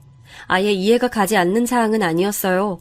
남편 말론 형님이 운영하는 그 피아노 학원도 시아버지가 차려준 거라고 하더라고요. 확실히 시부모님은 며느리들에게 한없이 베푸는 분들이셨죠. 동서 병원비 진짜 아버님이 다 내주셨잖아. 너무 복받았어. 남자 잘 만나는 것도 복인데 동서는 좀 특별히 복받았어. 형님, 몇 번을 얘기하시는 거예요. 그래서 저도 노력하잖아요. 자격지심 때문에 저한테 그러시는 거예요? 그만해주세요. 아유, 너희 왜 그러니? 그래, 내가 원해서 그런 건데 왜 그걸 당사자한테 그래? 그러지 마라. 둘 다 맛있는 거 먹고 기분 풀어. 그러다 본격적으로 형님과 사이가 틀어진 계기가 있는데 그건 바로 제가 임신하고 난 뒤였습니다. 형님과 아주버님은 외동으로 아들 한 명을 낳아 키우고 있었어요. 그런데 제가 옆에서 본 결과 형님은 그 아이를 가지기까지 참 힘들어 보였습니다. 저도 그때 엄마 병간호를 할 때라 자세히는 몰랐는데 아이가 쉽게 생기지 않았다는 것은 알고 있었어요. 남편이 저한테 말해준 것을 들어봐도 자연으로 아이가 안 생겨서 시험관으로 아이를 가졌다고 했거든요. 시험관을 하기 전에 용하다는 점집도 몇 번이나 찾아갔던 것도 알고 있었어요. 검사도 많이 받았는데 형님에게 문제가 있어 임신이 되지 않는다고 했었거든요. 그래서 아주버님하고 둘이 고생이 많았다고 합니다. 그런데 그런 것을 앞에서 티내면 실례니까 당연히 형님 앞에서 아는 척은 하지 않았습니다. 결혼한 지 꽤 됐는데 아이가 없어서 어느 정도 눈치는 챘는데 그래도 한 번도 아이 얘기를 꺼낸 적이 없었죠. 아무리 형님이 얄미워도 저는 사람 간의 선은 지키고 싶었어요. 그런데 그런 형님과는 달리 우리 부부는 비교적 쉽게 아이가 찾아왔거든요. 제가 신혼 때 엄마 병간호를 하느라 정신이 없어서 그 기간은 넘겼습니다. 엄마가 건강이 괜찮아지고 남편하고 상위 후 아기를 가졌는데 바로 아기가 생겼어요. 저도 남편도 아이에 대한 욕망이 있어서 만약에 생기지 않으면 형님처럼 도움을 받으려고 했었거든요. 그런데 바로 생기니 우리 부부는 너무 기뻤습니다. 친정엄마도 매우 기뻐하셨고 시부모님도 너무 좋아하셨어요. 아주버님도 동생 부부는 고생을 안 해도 된다니까 좋아하셨죠. 딱 한 명만, 형님만 빼고 우리 아이를 반갑게 맞아주셨습니다. 동서, 원래 임신은 초기가 가장 중요한 거 알아? 유산할 수도 있으니까 조심해. 아, 감사해요, 형님. 안 그래도 요즘 몸 관리 열심히 하고 있어요. 그래, 이거 내가 먹는 율무차거든? 한번 먹어봐. 맛있더라. 그러다 율무차 사건이 터졌습니다. 저는 형님이 제 임신 소식에 떨떠름한 반응을 보여서 그냥 그러려니 했거든요. 하나하나 상대하면 저만 힘드니까 저런 반응쯤이야 무시가 가능했어요. 그런데 어느 날 제사여서 다 같이 모였는데 형님이 저를 따로 부르더라고요. 그러면서 가방에서 율무차를 꺼내더니 제게 건넸습니다. 저는 사실 그때까지 율무차가 임산부에게 좋지 않다는 것은 전혀 몰랐어요. 형님이 선물로 준 거니까 그냥 같이 엄마가 되는 처지에 서로 잘 지내려나 보다 생각했죠. 그런데 제가 그걸 가지고 집에 와서 식탁 위에 두었더니 남편이 소스라치게 놀라더라고요. 율무차를 어디서 났냐고 물어보길래 형님이 줬다고 하니까 남편 표정이 매우 안 좋았습니다. 설마 형님이 일부러 그랬을까? 아무리 성격이 이상해도 그런 나쁜 의도로 그랬을까? 그건 나도 모르겠어. 아니, 그런데 임신하려고 병원까지 다닌 사람이 저걸 몰랐을 리가 있나? 아, 너무 실망이다. 남편은 저보다 더 화를 많이 냈어요. 저는 속으로 기분이 매우 안 좋았는데 이걸 티내면 괜히 좋은 의도를 망칠 수도 있다고 생각하고 넘기게 됐습니다. 그런데 형님이 다음 명절인 추석 때 만났더니 먼저 말을 꺼냈어요. 동서, 율무차 잘 마시고 있어? 그거 진짜 맛있지? 하루에 많이 먹어도 되니까 많이 마셔. 형님, 율무차가 임산부한테 안 좋다고 하더라고요. 그래서 아껴두고 있어요. 출산하면 많이 마실게요. 설마 저한테 일부러 주신 거 아니죠? 저 찾아보고 너무 놀랐어요. 뭐? 진짜? 어머, 나 전혀 몰랐어. 설마 내가 일부러 그랬다고 생각하는 건 아니지? 만약 그러면 너무 실망이야? 진짜 사람을 뭘로 보길래 그런 생각을 해? 형님은 제가 율무차 얘기를 꺼내자 소스라치게 놀랐습니다. 저에게 그러면서 본인은 일부러 그런 것이 아니라고 큰 소리를 냈어요. 저는 조용히 둘이 얘기로 풀고 싶어서 남편에게도 따로 연락하지 말라고 했었거든요. 그런데 저런 반응이 나와서 상당히 당황했습니다. 소리가 너무 커서 시어머니가 우리가 있는 쪽으로 오셨어요. 시어머니가 무슨 일이냐고 묻자 형님은 갑자기 눈물을 흘리기 시작했습니다. 저는 동서한테 좋은 마음으로 율무차를 줬는데 그게 임산부에게 안 좋대요. 일부러 그런 게 아닌데 너무 속상해요. 저는 시어머니가 오자 갑자기 돌변해서 눈물을 흘리는 걸 보니 어이가 없었습니다. 형님한테 직접적으로 뭐라 하지도 않았는데 저러니까요. 시어머니는 원래 차분한 분이라 오해가 있을 수도 있다며 형님을 달래주셨어요. 그러면서 이런 건 서로 대화로 풀어야 한다며 둘이 얘기하라고 하시더라고요. 하지만 전 형님과 대화하고 싶은 마음이 들지 않았습니다. 형님은 도둑이 제발 저리는 것처럼 저에게 억울하다는 말만 계속하더라고요. 시아버지가 첫 손주라고 많이 예뻐하시고 지원을 많이 해주셨는데 그게 이제 우리 아이도 받을 생각을 하니까 질투가 났던 것 같아요. 그렇게 힘들게 아이를 가졌는데 저는 비교적 쉽게 아이를 가졌으니 거기에 대한 질투도 맞고요. 저랑 성격 자체가 상성이 맞지 않았는데 그게 모이고 모여서 터진 기분이었습니다.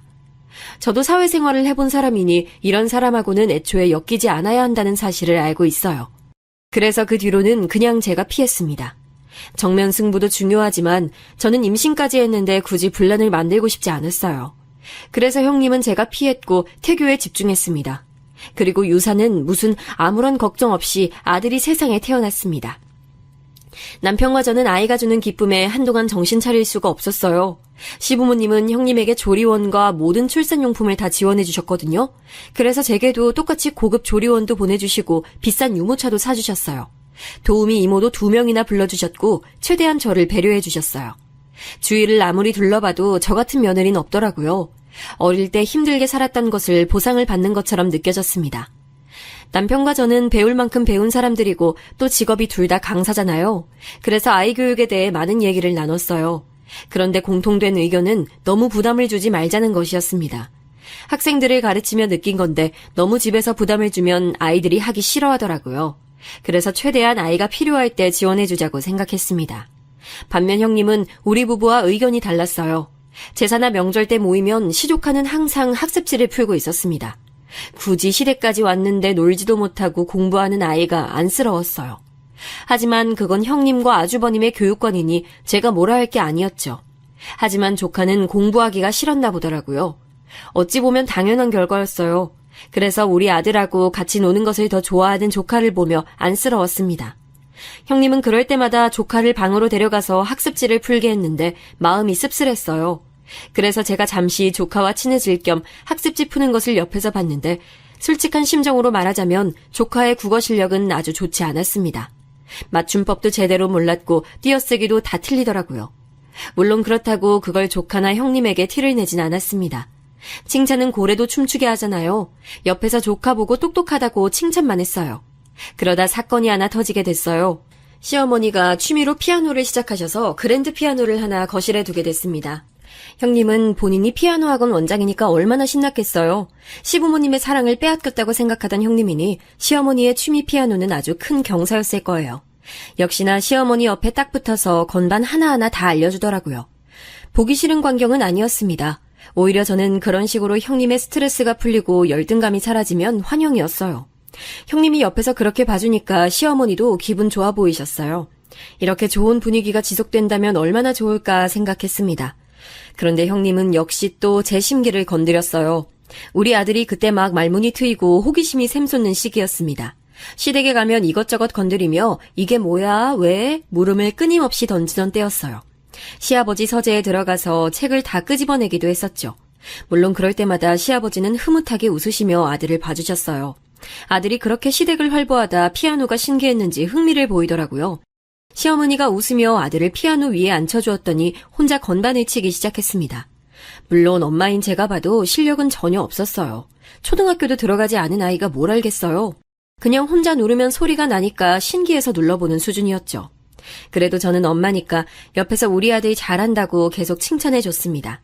이러다 실제로 관심이 생길 수도 있으니까요. 그런데 언제 제 옆으로 왔는지 형님이 비아냥대기 시작했어요.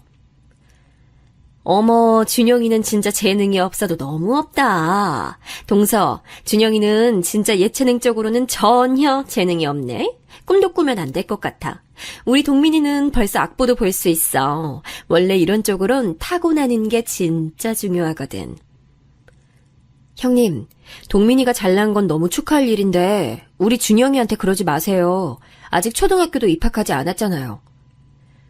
원래 천재는 그때부터 알아보는 거 몰라? 특히 예체능은 떡잎부터 달라. 너무 고깝게 듣지는 마. 내가 원장이라 많은 애들을 봐서 경우를 많이 하니까 그래. 형님, 저도 이런 말까지 안 하려고 했는데요. 동민이도 국어 진짜 못하더라고요. 집에서 책을 많이 읽어주세요. 미리 대비해야죠. 뭐?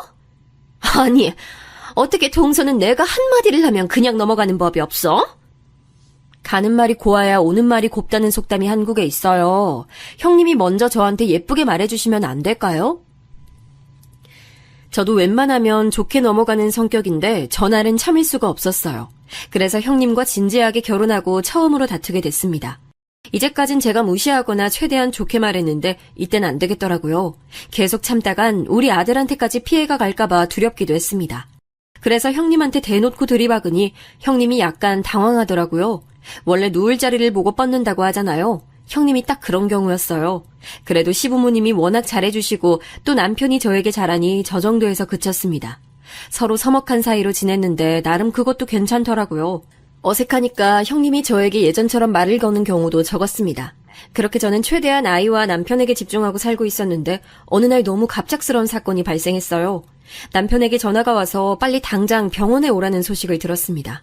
무슨 일이냐 물으니 남편이 울면서 시어머니가 교통사고를 당했다고 울먹였어요. 그 소리를 듣고 바로 아들을 데리고 병원으로 달려갔습니다. 심장이 너무 쿵쾅거리고 손이 떨렸어요. 귀도 잘 들리지 않는 기분이 들었습니다. 멍하니 벌벌 떠니 옆에서 아들이 의아해하더라고요. 택시기사님도 괜찮을 거라고 말하며 심호흡하라고 할 정도로 저는 제정신이 아니었습니다. 그렇게 병원에 가서 응급실로 갔더니 이미 다 모여 있었어요. 항상 침착하고 고고한 시아버지가 바닥에 주저앉아 계셨고 남편의 얼굴은 눈물로 뒤덮여 있었습니다. 사유를 들어보니 시어머니는 뺑소니를 당하셨다고 하셨어요. 여보, 이게 어떻게 된 일이야? 어머니 어떡해. 집 앞에서 길을 건너시다가 뺑소니 차에 치이셨어. 진짜 엄마. 안타깝게도 그날 그렇게 시어머니는 돌아가시게 됐습니다. 너무 갑작스럽게 일어난 일이라 다들 당황하며 슬퍼했어요. 저 또한 장례식장에서 눈물이 너무 많이 나와 참을 수가 없었습니다. 울고 싶지 않은데 한 번 눈물이 터지니까 참기가 힘들었어요. 시어머니가 시집살이 한 번 시키지 않고 며느리들에게 얼마나 잘해주셨는지 아니까 더 그랬습니다. 또 우리 엄마가 병원에 계실 때도 도움을 많이 주셨잖아요.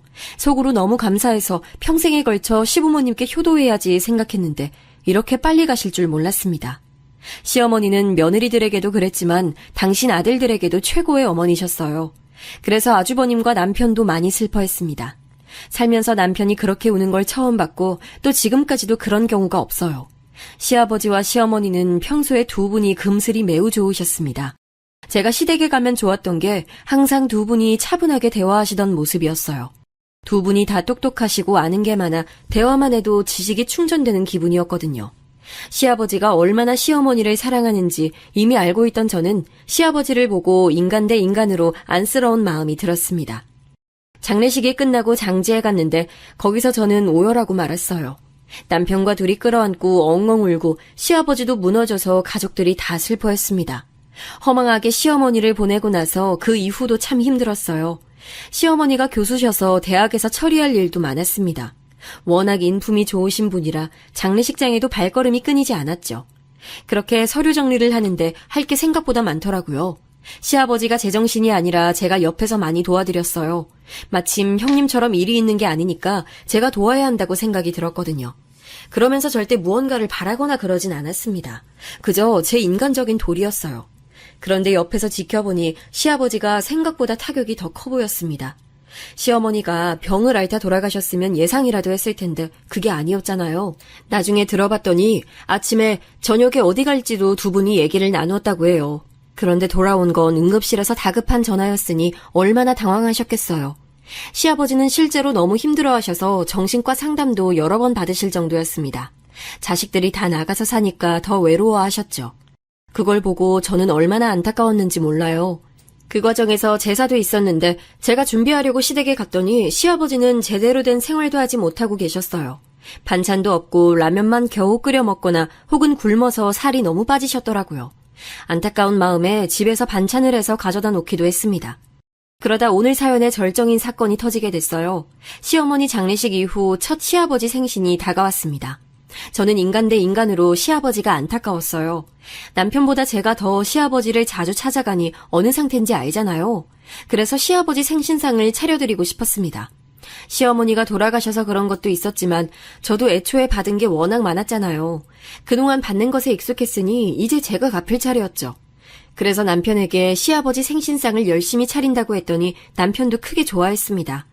남은 가족끼리 이렇게 행복하게 지내야 시어머니가 하늘에서 보고 마음이 놓이실 거라고 했어요. 다만 한 가지 걸리는 게 있었는데 바로 형님이었습니다. 저번 사건으로 인해 서로 감정이 좋지 않은 상태였어요. 좀 풀리나 싶었을 때 시어머니가 돌아가셔서 더 서먹해졌거든요. 장례식장에서도 서로 딱 할 말만 하고 지냈고요. 그래도 제가 아랫사람이니 먼저 용기 내어 전화를 걸었습니다. 그래서 우리가 아버님 생신상 차려드리는 거 어떻게 생각하세요? 아니 동서 정말 해도 너무한다. 나 원장이야. 바쁜 거 몰라? 내가 안 그래도 어머님 장례식 때 학원 일주일을 쉬어서 학부모들 항의 장난 아니었어. 그런데 지금 뭐? 같이 하자고? 형님이 워낙 음식 솜씨가 좋으시니까 같이 하면 더 좋을 것 같았어요.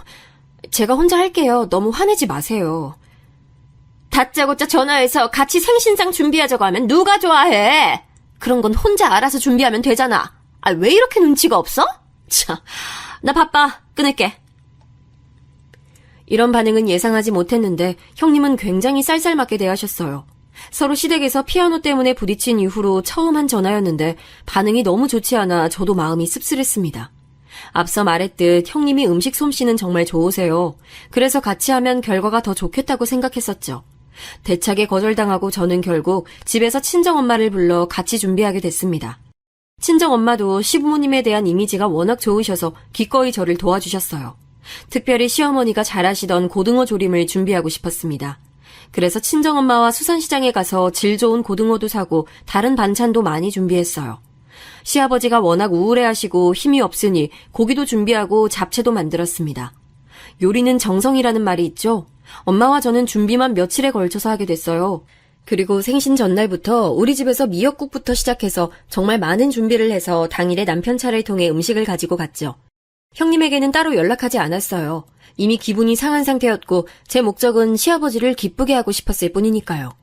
도착해서 시댁 식탁에 준비한 요리를 올리고 가족들이 와서 다 같이 식사를 시작했습니다. 그런데 한 가지 실수가 있었어요. 제가 이런 대형 음식을 처음 해봤고 또 많은 요리를 준비한 게 처음이었거든요. 그래서 음식을 가져오며 모양이 많이 망가지기도 했고 그새 상한 요리도 있었어요. 친정엄마도 정신이 없어 미처 하나하나 보지 못했거든요. 저도 맛있게 먹으려고 했는데 상태를 보고 참 속상했습니다. 미리 식구들이 오기 전에 맛이라도 볼 걸 후회가 되기 시작했죠. 괜히 친정엄마까지 불러서 날 밤새가며 준비했나 민망하기도 했습니다. 민망함에 얼굴이 새빨개졌고 아무 말도 나오지 않았어요. 우리 둘째 며느리가 너무 수고 많았다. 이렇게 호화롭게 차려줄 줄은 몰랐어. 맛있게 먹자. 고맙다. 시아버지는 제가 민망해하는 걸 보더니 일부러 더 저를 칭찬하기 시작하셨습니다. 남편도 계속 맛있다고 말하면서 먹더라고요. 그런데 저도 먹어서 아는데 진짜 맛이 없었습니다. 제가 요리 실력이 부족한 것이 맞았어요. 또 요리는 엄마가 도와주셔서 끝내긴 했는데 차에 싣고 오면 많이 망가졌거든요. 민망함에 고개도 못 들고 있었는데 다행히 시아버지가 아무렇지 않게 드셔서 감사했습니다. 눈물이 나올 것 같은 것을 꾹 참고 식사하는데 형님이 갑자기 고등어 조림을 한 입 먹더니 그대로 그걸 뱉었어요. 아우, 동서 이게 뭐야? 아우, 상한 것 같은데? 아, 죄송해요. 보관을 잘못했더니 음식이 조금 상했나 봐요. 아, 다른 거 드세요. 아, 이럴 줄 알았으면 내가 좀 도와줄 걸 그랬다. 난 이 정도로 동서가 요리 못할 줄은 몰랐거든. 걔가 만들어도 이것보단 잘 만들겠어. 형님의 말에 저는 너무 부끄러워졌습니다. 무례함에 화가 나기도 했는데 식탁에 하필 우리 아들도 같이 있었거든요. 남편이 형님 말을 듣고 대신 싸우는 게 귀로는 들렸는데 너무 민망해서 화장실로 갔습니다. 죄송해요. 제가 다음부턴 더 노력할게요. 다들 너무 화내지 마시고 식사 마저 하세요. 아니면 뭐 배달이라도 시킬까요? 됐다.